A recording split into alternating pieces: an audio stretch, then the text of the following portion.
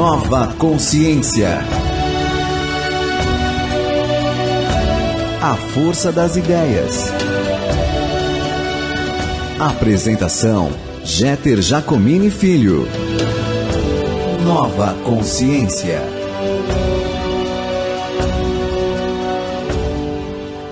Nossa saudação a você, querido e querida ouvinte, telespectadora, telespectador. Estamos mais uma vez chegando com aquela alegria, aquela vontade de fazermos uma companhia útil e amiga a todos vocês. É o desejo da equipe do programa.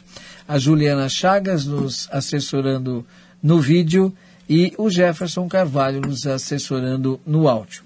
Nova Consciência traz uma obra importantíssima, hein? Vamos ver se a gente consegue estimulá-los muito bem a mergulhar nessa obra. Mas, ligeiro suspense. Antes, lembrando, está chegando, né? Dia 24 de julho, agora, muito próximo, uma sexta-feira, das 8 às 13 horas, aqui no Auditório Lísias, do Centro Espírita Nosso Lar, Casas André Luiz. Nós estaremos no nosso estúdio, transferido para lá, então nós estaremos comemorando aí os 15 anos do Clube Amigos da Boa Nova. Nosso agradecimento, lembrando a vocês que a missão da Fundação Espírita André Luiz é a difusão da doutrina espírita por todos os meios possíveis. E aos pouquinhos a gente está chegando lá, mas principalmente graças a você que faz parte do Clube Amigos da Boa Nova. Afinal de contas, colocar a luz do candeeiro bem alto é colocar, a metáfora é colocar a doutrina espírita na mídia, né? E a maior caridade que fazemos em relação à doutrina espírita é a sua divulgação. É outro toque do Emmanuel. E a gente lembra, a primeira ação desta caridade é pessoal. É a transformação pessoal. Porque por onde a gente for transformado, a gente irradia, né? Então a gente está fazendo um trabalho. Por outro lado, a gente entende que estamos num mundo globalizado, todo conectado, e mais do que nunca nós precisamos apoiar as ações que possam colocar a doutrina espírita nesse contexto. E evidentemente aí está a ação institucional da Fundação Espírita André Luiz, tá? Então, graças a você do clube, a gente tem conseguido, ainda que um passo de cada vez, e é melhor, né? Assim a gente não tropeça. A gente está indo, está caminhando. Então, dia 24 de julho, sexta-feira, a gente está fazendo esse aniversário e você agende, tá? Porque a gente tem uma limitação de espaço, então faça o seu agendamento, o 2458-3214, 0 operadora 11, 2458-3214, você liga amanhã. Hoje você pode se inscrever pelo e-mail, tá? ouvinte@radioboanova, tudojunto.com.br. Eu estou aqui com representantes do Centro Espírita Casa do Caminho de Santana, Casa Caminho Santana, Casa do Caminho Santana, fundado em 19 de dezembro de 98, né? É jovem, mas o pessoal que está lá é um pessoal tarimbado, viu? Gente de muito tempo de doutrina, conheço boa parte deles. E para nossa alegria está aqui conosco para apresentar o trabalho de hoje, o José Caetano Santos, que é o presidente, e tanto eu quanto ele estamos amparados vibratoriamente pela Sandra Pegrucci. Nosso muito obrigado pela presença.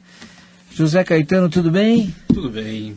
Como é que estão as atividades do Casa do Caminho Santana? Graças ao bom Deus, tudo correndo bem, e o pessoal animado, bastante incentivado e trabalhando. A casa é jovem, né? 98? A casa é jovem, fundada por gente jovem, por uns meninos que lá em 98, aconselhados pelo grande Samuel Angarita, estavam cursando ainda lá o curso da federação, e sentiram a inspiração de tocar um projeto deles.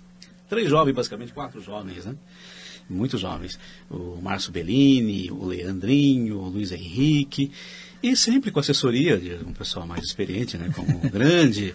Legal, é bacana. É bacana esse incentivo. E eles tocaram esse projeto que está aí de pé até hoje e vivo.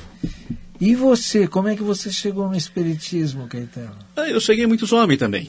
Eu cheguei já com os 18 anos, já fui despertado para esse interesse das coisas. Como é que foi isso? Conta. Elas têm histórias muito diferentes às vezes, outras nem tanto, mas é legal. Como é que foi esse despertamento, enfim? O Espiritismo sempre me chamou a atenção pela parte intelectual. Eu sempre, quando caiu o primeiro livro de Kardec na minha mão, que é o Livro dos Espíritos, através de um outro amigo meu, eu estava ainda no secundário, e nós já estávamos lendo Kardec. Que legal, que legal. E lendo por curiosidade, né, aquela coisa de espírito pesquisador. E até que eu mudei para São Paulo, eu sou do interior, sou lá da região de Presidente Prudente, né? Quando eu mudei para São Paulo para mim estudar jornalismo, veja você, estudar jornalismo na PUC São Paulo, eu... Está até hoje na atividade jornalística? Não estou. Não estou. Mudou? Mudei, mas sempre próximo da comunicação. E aí surgiu, quando eu vim para São Paulo, eu entrei em contato aqui em São Paulo com as casas espíritas lá, em contato com o pessoal da Luz Divina, aos 18 anos de idade, onde eu realmente iniciei meus estudos, né, com eles, o primeiro contato com a doutrina.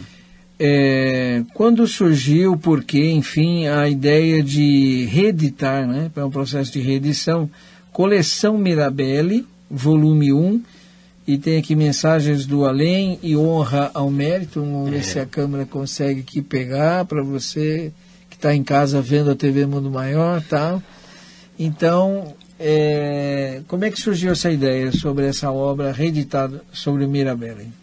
Pois é, a Casa do Caminho é uma casa que tem como proposta, como casa de apoio, né, de um pronto-socorro, e pela nossa casa, que está com suas portas abertas todos os dias da semana, então passam por elas muita gente. E no nosso projeto, nos colaboradores da casa, nós temos esse menino, Márcio Bellini, que é um dos fundadores da casa, como eu já disse, lá em 98, e ele é muito ligado à pesquisa. Né? O menino, ele é da área de TI, e muito focado em pesquisa, as pesquisas dentro da doutrina. E numa discussão de diretoria, ele nos colocou essa preocupação de resgatar esse trabalho do grande professor Carlos Mirabelli, que é de grande importância para o espiritismo científico, e que muitas pessoas tinham conhecimento. Né? Tinham conhecimento. E nós da diretoria apoiamos a ideia, e em 2 anos nós fizemos todo o trabalho de pesquisa, de recuperação e de pesquisa junto à publicação, né, porque a obra caiu em domínio público, né? Certo.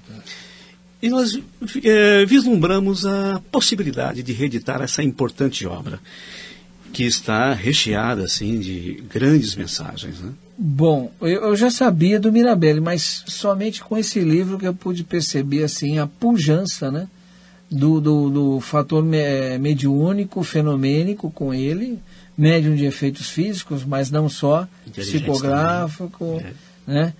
E, assim, o Mirabelli, paulista, é isso? Paulista, ele nasceu em Botucatu, a 2 de janeiro de 1898. 1888. Deve Eu acho que é 1898, acho que é isso.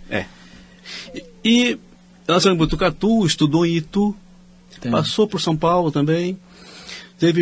A mediunidade dele despontou já desde menino, né, na escola, criou vários problemas, porque ele já teorizava, discutia com os mestres, né, inspirado pelos irmãos espirituais, e criava uma confusão grande, principalmente em Itu, porque o colégio era de padres, né, no colégio católico, e os irmãos espirituais já contestavam as linhas de educação que ele estava recebendo. Nossa, que interessante.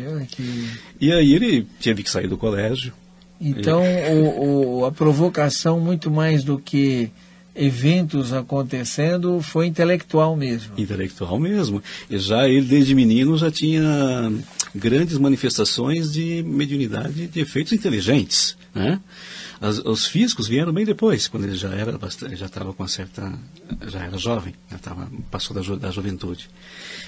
Começou com os efeitos inteligentes, com textos, com discussões de profundo conteúdo científico com os professores que ficavam abismados sem saber como lidar com aquele fenômeno. A gente vai falar de alguns desses comunicantes, né, ou psicografantes através do Mirabelli aqui, mas eu queria explorar um pouquinho essa questão dele dentro desse universo católico, já na escola.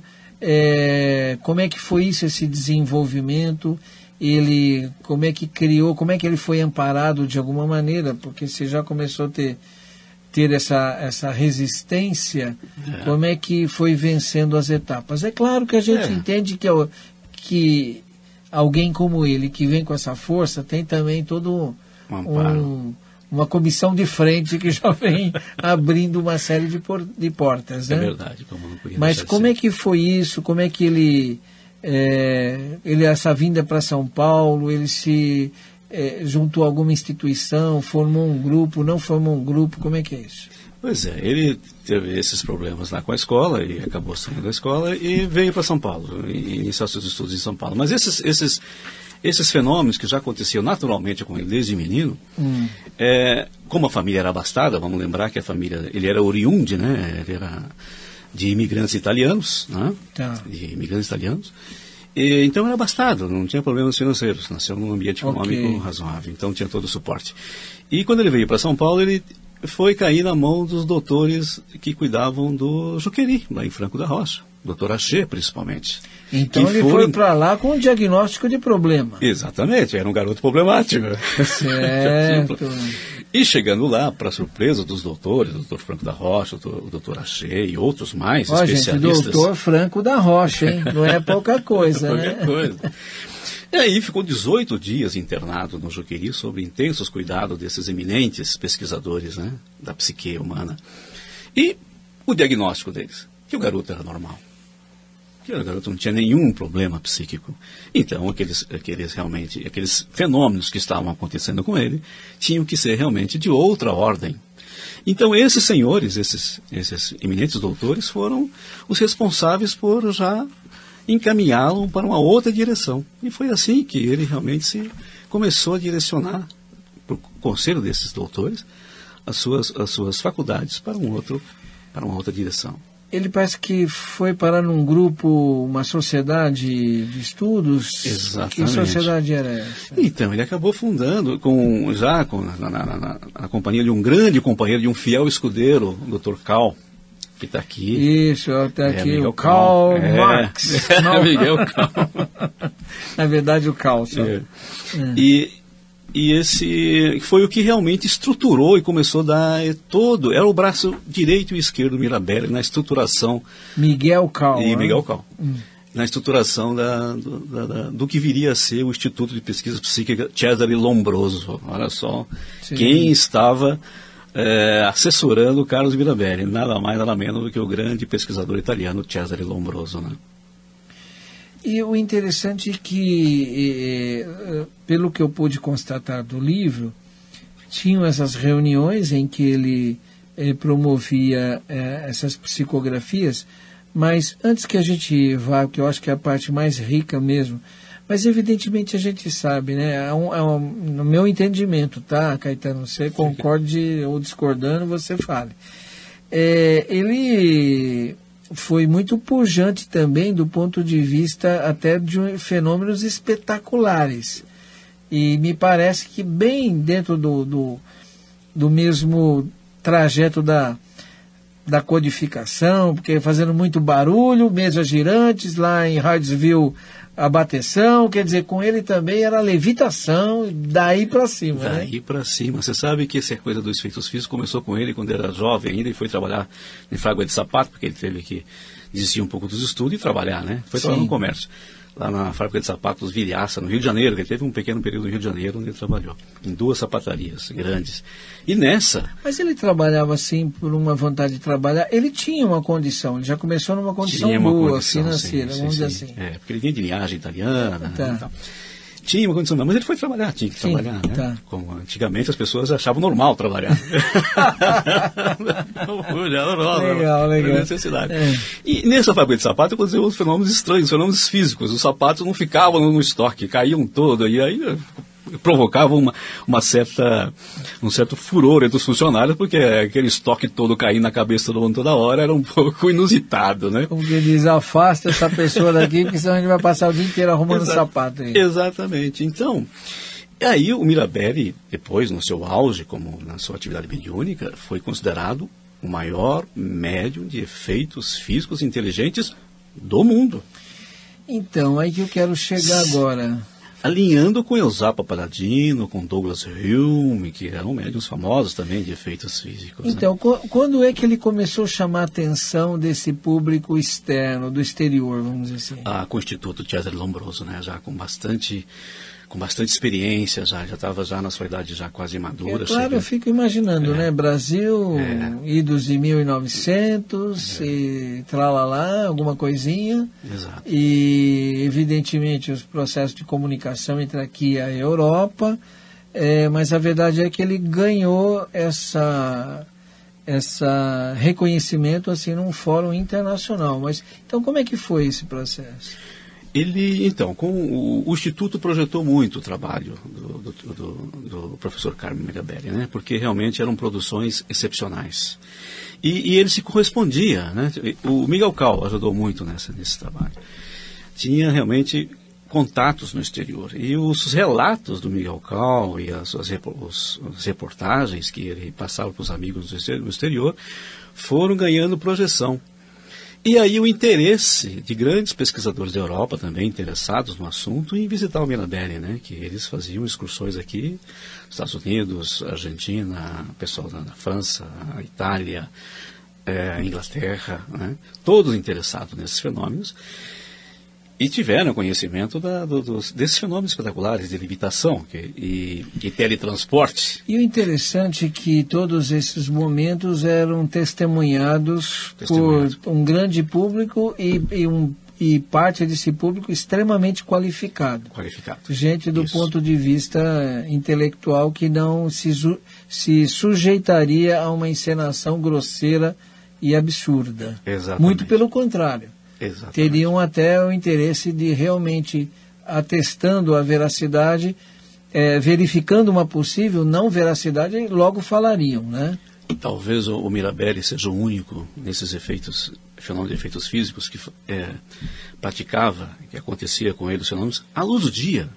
Qualquer luz, artificial ou natural, sobre o Sol aconteciam os fenômenos Ele ajudou o processo de materialização também? O Mirabelli materializava ao lado dele, com o seu ectoplasma poderoso, dois espíritos simultaneamente, sobre a luz do Sol, sem aqueles problemas de colocar na escuridão. Lembra que os processos sim. Com o Peixotinho, lá com o Chico assistiu, inclusive, era tudo no escuro, blá, blá, blá. Com ele, a coisa era assim, à luz do dia ou com luz artificiais, não tinha problema nenhum. Então, esse é um dos grandes, isso que chamava atenção com relação à mediunidade do Mirabelli, né? Então, ectoplasmia, efeitos sonoros, levitação, evidente. Bom, e a gente vai chegar na questão intelectual, que para mim é a parte mais rica, na verdade. Eu diria que essa era muito mais para realmente impactar a curiosidade das pessoas e sinalizar mesmo, né? Exato. Mas, como todo médium, e acho que talvez contrariando interesses, muitas vezes, de poder de outros, ele sofreu também uma reação contrária, tentando denegrir o seu trabalho, não teve? Reação violenta. Ele tinha o apoio de muitos intelectuais, de gente realmente de saber, que o davam suporte, mas também teve a perseguição, primeiro do clero, né? Primeiro da igreja, né? Depois dos médicos. Não vamos falar da igreja, vamos falar do clero. Eu acho que assim, a igreja é uma coisa maior que os clérigos. O clero. Depois dos médicos, que começaram a acusá-lo, e ele sofreu vários processos por exercício de medicina ilegal. Você vê que não é uma coisa atual, isso já é desde o começo do século passado. E também a perseguição daqueles negadores sistemáticos, né, do mundo espiritual, né, da existência do mundo espiritual, da manifestação do mundo espiritual em nosso meio. Sim, então, é uma coisa assim. Mas ele, nesse processo ele saiu vitorioso. Houve um processo, não é isso? Exato. Essa parte do honra ao mérito aqui é toda dedicada a essas lutas que ele travou na justiça e ganhou todas, né? Então, eu acho que é muito interessante, foi legal vocês terem resgatado isso, porque de repente se faz um livro que só apresenta um lado que pode até parecer assim, não, só apresentar o lado que interessa. Estou sabendo que ele sofreu um processo. Exato. E cadê? Exatamente. Né? E vocês tiveram um bom senso, né, de também resgatar honra ao mérito, tem um subtítulo aqui, sobre uma vitória perante a justiça, Exatamente. não é isso? Uma que eles resolveram publicar porque foi um grande estardalhaço, um juiz que realmente fez uma defesa brilhante do Mirabelli. Mas existiram outros processos e muitos outros. Mas, então, a proposta é justamente ser transparente. O Mirabelli era totalmente, 100% transparente. Com ele não tinha embuste, não tinha enrolação. Tanto é que ele fazia as coisas às claras, à luz do dia. E se deixava amarrar, fazer o que quisesse com ele. Os experimentadores estrangeiros tinham esse rigor, né, na pesquisa científica, né? E submeteram o Mirabelli a situações duras de ficar amarrado, de ficar incomunicável. Até então, ele não estava vinculado a nenhuma ordem religiosa. Na verdade, era uma sociedade de pesquisa, não é isso? Pesquisa que ele mesmo fundou. Muito interessante também, né? Independente. Eu achei muito interessante, porque, de repente, é claro, nós espíritas, como tantos outros, temos um olhar diferenciado sobre isso, então a gente sabe apreciar e perceber a importância de certos eventos.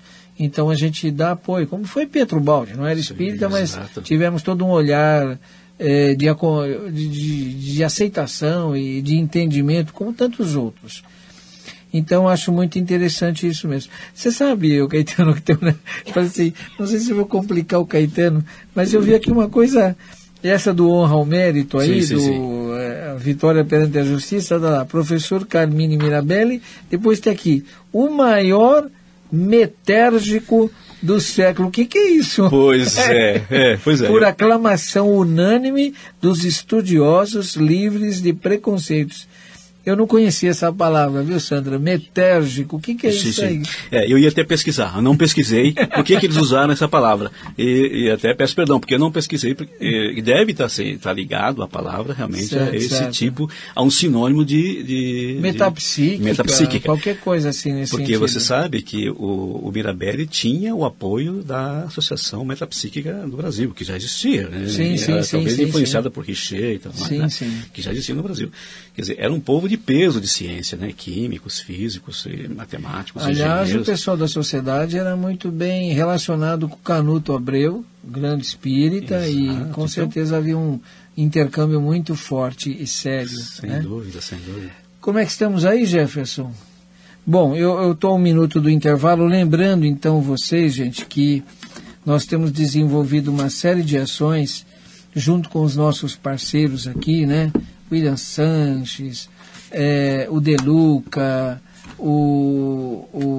a Joeli, entendeu? O Cascapeira e o Adão, uma série de produtos oriundos aqui da programação da Rede Boa Nova de Rádio, e um excelente presente para você dar. Por quê? Porque é um presente que leva esclarecimento, conteúdo, e com isso você também está ajudando, colaborando para que nós possamos avançar nesse processo de colocação do Espiritismo cada vez mais na mídia de uma maneira em geral.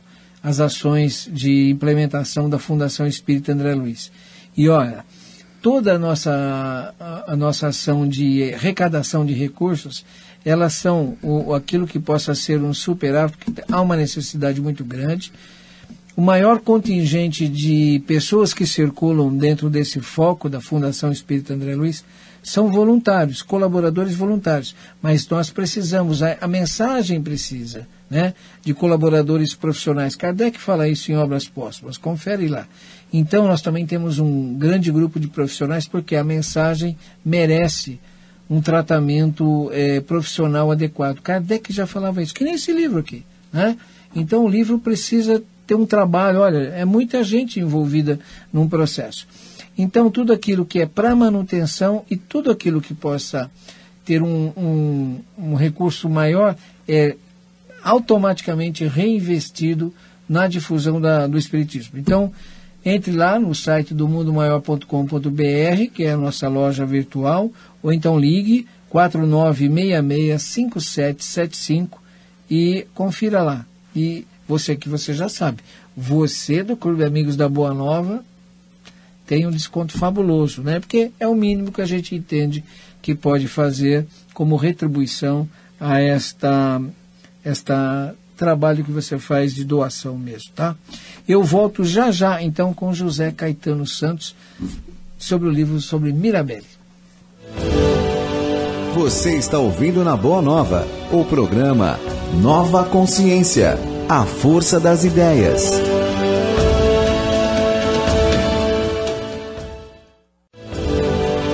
Você está ouvindo na Boa Nova, o programa Nova Consciência, a força das ideias. Estamos retornando, eu estou trazendo aqui para vocês hoje Coleção Mirabelle, volume 1, em que há um resgate desse grande e fabuloso, espetacular médium, e depois pensando em todo esse contexto mediúnico, que ele só podia ter surgido no Brasil mesmo. Então há um resgate de 2 livros já editados sobre ele, Mensagens do Além, as psicografias de Mirabelle, e Honra ao Mérito, que é um trabalho sobre uma vitória perante a justiça. Porque ele realmente, como dissemos no primeiro bloco, provocou muita coisa. E nos lembrava aqui no nosso break, no nosso intervalo, a Sandra Pegrucci, sobre o comportamento dos pesquisadores do exterior, né?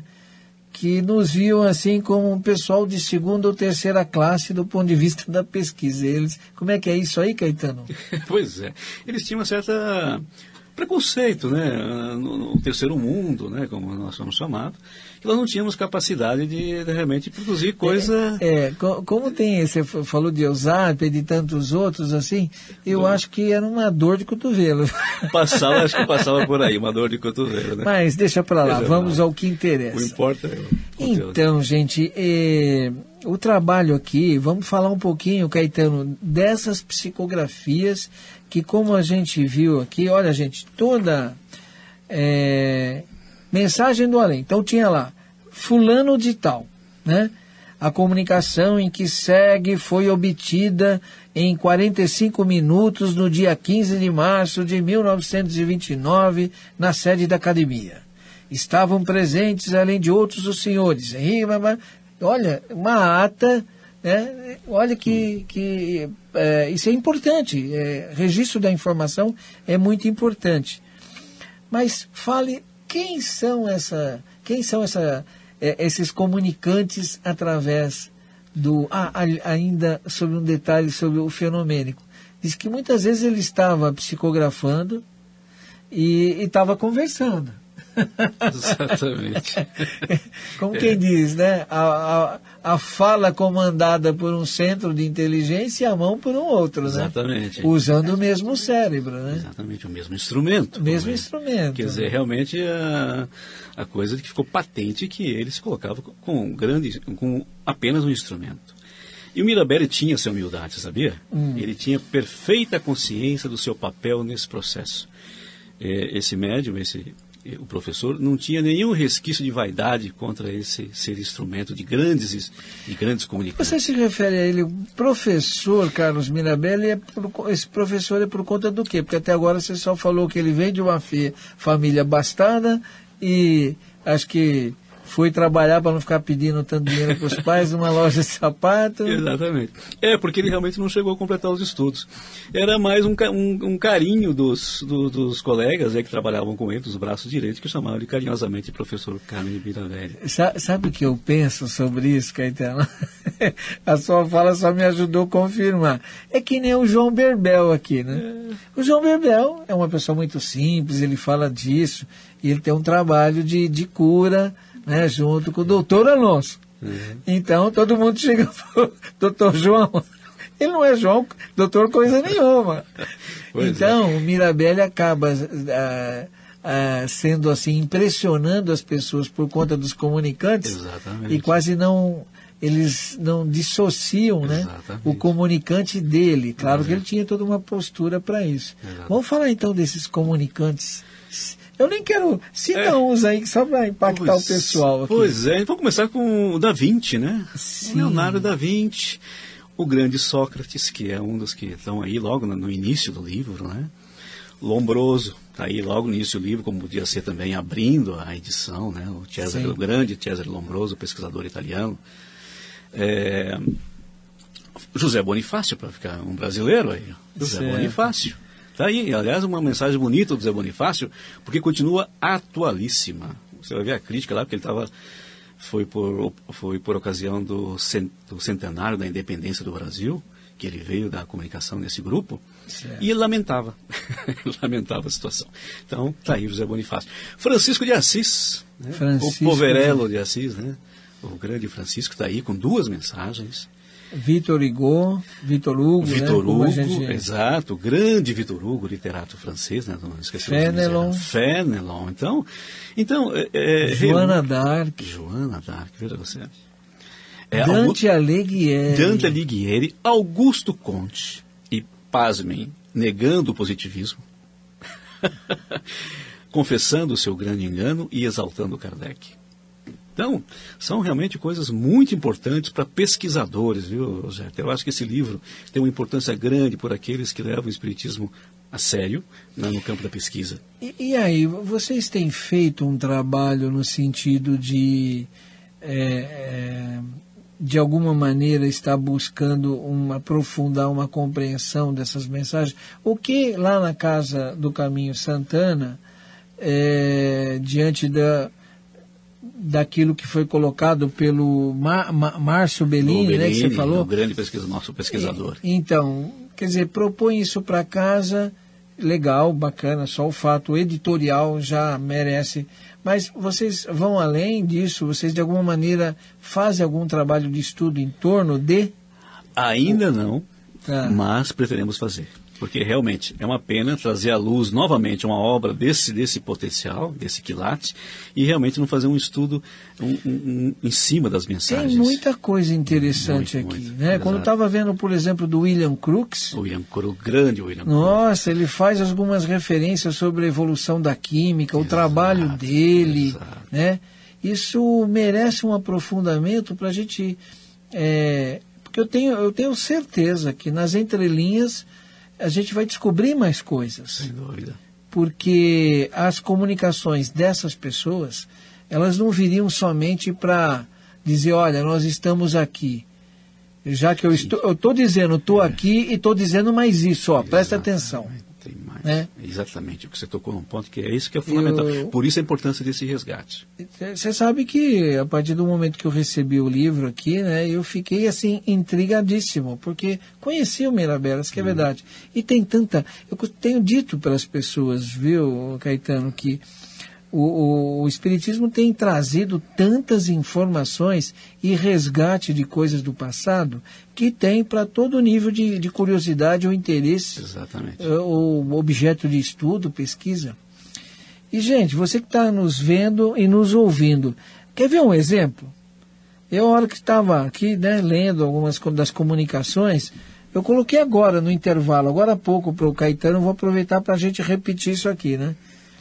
Olha só, a comunicação do Sócrates. Mensagem recebida em 16 minutos, no dia 30 de dezembro de 1921, na sede da academia. E olha, estavam presentes, entre outros, os senhores. E tem aqui muita gente. Professor, contador, ex-padre, né? Farmacêutico, enfim, às vezes eles acabam registrando até... além do nome, a especialidade das pessoas. Não falamos de uma coisa, hein? A psicografia, como é que é isso aqui? Esse trabalho aqui ao final que mistura as línguas, como é que é isso? Isso é só para efeito de edição ou ela vinha integralmente na língua? Como é que é isso? Ele recebia muitas vezes na língua originária, recebia em 35 idiomas diferentes, inclusive idiomas que já não existiam mais, mortos, em grego. Eu lembrei disso no primeiro bloco, mas em egípcio. Isso. Em egípcio. E em chinês. Está tudo aí, está fotografado, tem um material, tem umas fotografias muito bonitas aí da... Então, essa do Sócrates está em hebraico. Em hebraico, é verdade. Né? Exato. E a tradução está aí também. Nós fizemos a questão de manter o original e traduzir. Isso, achei legal. Isso é um trabalho que dá trabalho, viu, gente? Editar, porque negócio de revisão, essas coisas não é fácil, não. Então, mais uma vez, parabéns pela ousadia, viu? Porque foi... Mas olha aqui, gente, lendo a comunicação do Sócrates, teve um negócio aqui que, opa, né? E eu coloquei pro Caetano, para a Sandra aqui, Bom, ele tem um momento que ele diz o seguinte, né? Ele fala bom, é muito ampla. Eu vou só pegar um trecho aqui, né?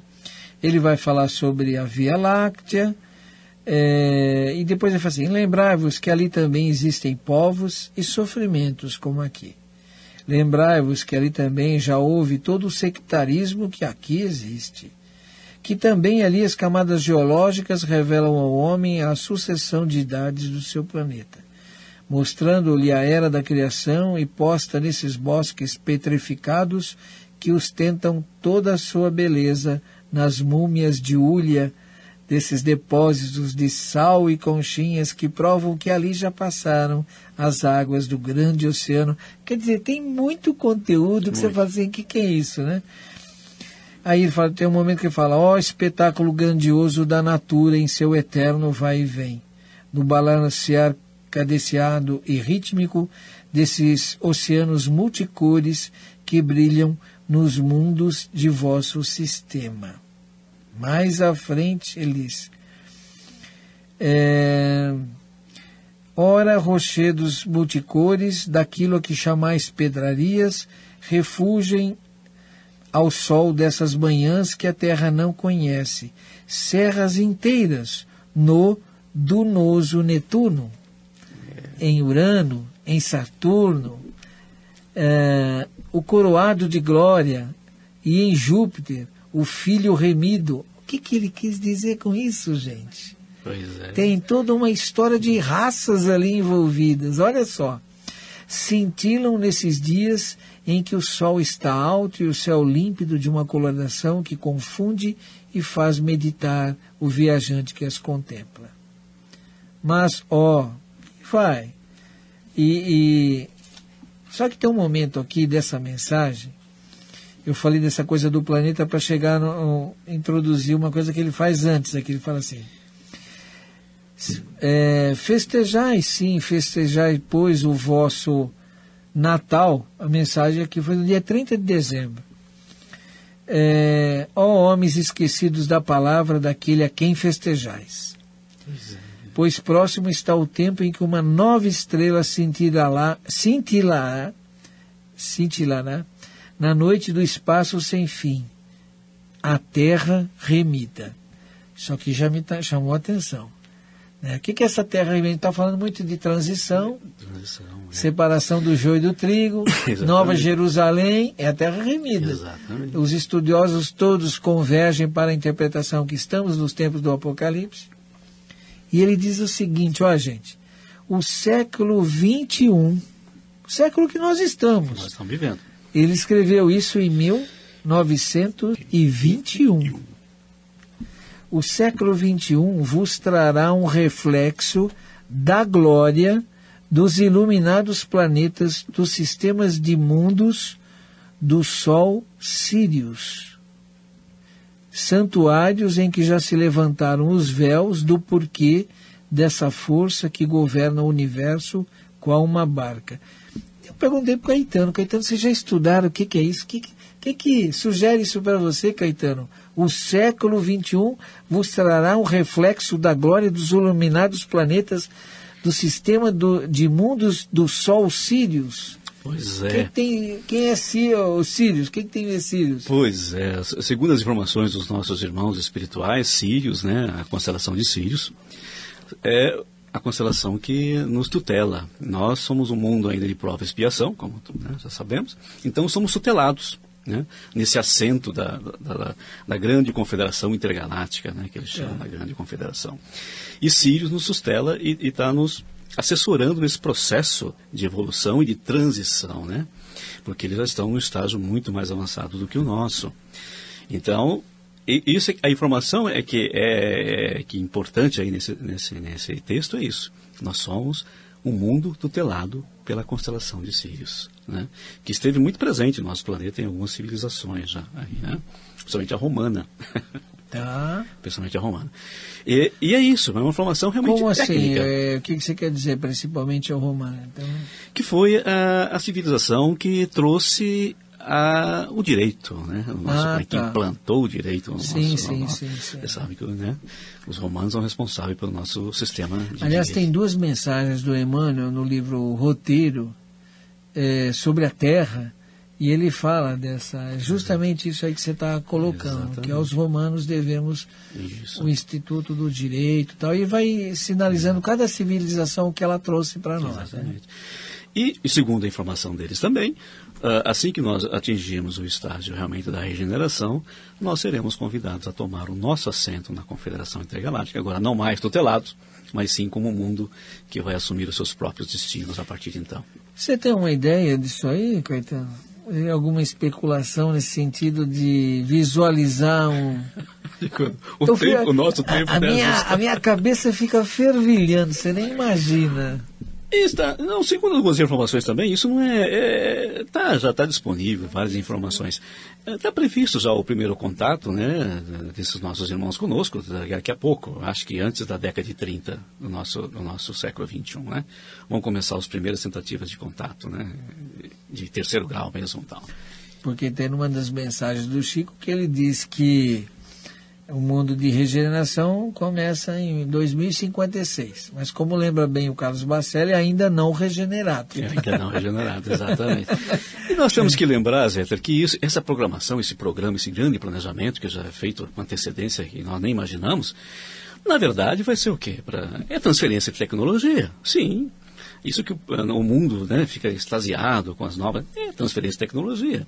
A tecnologia é que realmente faz avançar o progresso, vislumbra as novas possibilidades para o homem, né, para nós, espíritos em experiência, e é assim que o progresso se faz. Então é isso, transferência tecnológica de civilizações mais adiantadas, sim. É muito interessante. Isso está dentro de uma lógica da misericórdia divina. Exatamente. Mesmo. Né? E junto com a transferência tecnológica, é lógico, a transferência moral, né? A regeneração moral. Né? A regeneração moral. E outra, nós temos que colocar aqui, para não ficarmos devendo para o professor Mirabelli, e para a informação dos nossos ouvintes, que ele tocava piano sem nunca ter estudado piano, hein? E era um excelentíssimo tenor, cantava óperas belíssimas, certo, inspirado todo mediunicamente. Né? Então, olha que maravilha, era um médium realmente completo. Por isso que eles, sem sombra de dúvida, dizem que era o maior metéstico do mundo, né? Ou seja, o maior instrumento da espiritualidade que já se conheceu no nosso planeta. É claro, acho que sem querer desmerecer ninguém. Não, é verdade. E você vê que essa questão do desenvolvimento do cristianismo, que tem tudo a ver com esse processo. O Herculano tem um negócio muito legal, que ele fala sobre a mediunidade como dentro da teoria do conhecimento. Então ele vê o fenômeno mediúnico dentro da teoria do conhecimento e o processo da comunicação, né? Comunicação é a base de tudo. É a base. Né? Sem ela, você não consegue transferir um conhecimento. Exatamente. O que é isso que você acabou de falar, senão Sírios, tendo uma maior competência, vem nos ajudar. E esse é o processo da espiritualidade. Desde Capela, né? O pessoal veio aqui ajudar os espíritos daqui. Mas como que diz, só ensina coisa boa, coisa ruim não, hein? Porque senão tu vai ficar lá até que eles se tornem bons. Tem um adágio que diz, o universo é solidário. Daí a prova. Isso. Gostei. Boa lembrança, Caetano. Exatamente. Boa lembrança. Então, Caetano, o que você destaca mais? Eu acho que nós demos um panorama das muitas comunicações. Eu confesso para você que vou passar a estudar cada uma delas. Né? E fica aqui uma proposta, tá? Na medida em que o grupo mergulhar nesse estudo e você falar assim, Jéter, o grupo lá no Casa do Caminho Santana fez um trabalho interessante de discussão, um brainstorming daqueles para avaliar a mensagem. Nós temos coisas... A gente vem e traz aqui para o nosso ouvinte. Claro, sem dúvida. O nosso telespectador. Não, ficamos honrados com o convite. E com certeza nós vamos começar a fazer um mergulho nessa obra com mais carinho. Gente, o nosso bate-papo aqui é muito mais para estimulá-los efetivamente para mergulhar no estudo, na obra. Quem quiser adquirir, Caetano, o Coleção Mirabelli, como é que é isso? Está disponível pelo nosso site, Tá. www.casadocaminhosantana.com.br. Quer dizer que você entrar lá, baixa, tudo bem? É isso? Isso, pode Legal. entrar, comprar direto, né? Pagar pela tá. PagSeguro. Tá, tudo entendi tranquilo, agora. né? Tá ok. E na nossa casa, se quiser visitar a nossa casa, também está disponível, nossa livraria. Tá, mas pelo site é... É www.casadocaminhosantana.com.br. Entrou lá, dá o site, vai direto para o site, compra facinho, recebe pelo correio sem problemas. Vamos estar nas feiras dos livros aí, a Elip, que vai acontecer agora, já fomos convidados, né? Então, tá, legal. Estaremos lá. E então, mais uma vez, muito obrigado, parabéns para todo o grupo pela iniciativa, muito obrigado pela presença da Sandra Beglucci, que nos recordou um pouquinho aí outros tempos, a gente já se conhece dentro do Centro Espírita Nosso Lar, Casa André Luiz. Exatamente. Então, gente, eu espero que você, né, aproveite, tá? Fica aqui mais uma amostra, vamos ver se vale a pena, tá? Eu acho que tantas comunicações de tantos comunicantes assim, que fizeram a história deste planeta, estão aqui. Vocês viram que eu peguei num relance assim, um tópico que eu falei, quer dizer, em 21 ele dá um toque sobre algo que vai acontecer agora, século 21, que é o século que nós iniciamos praticamente. Estamos no comecinho. Então, a gente espera que você aproveite esta obra.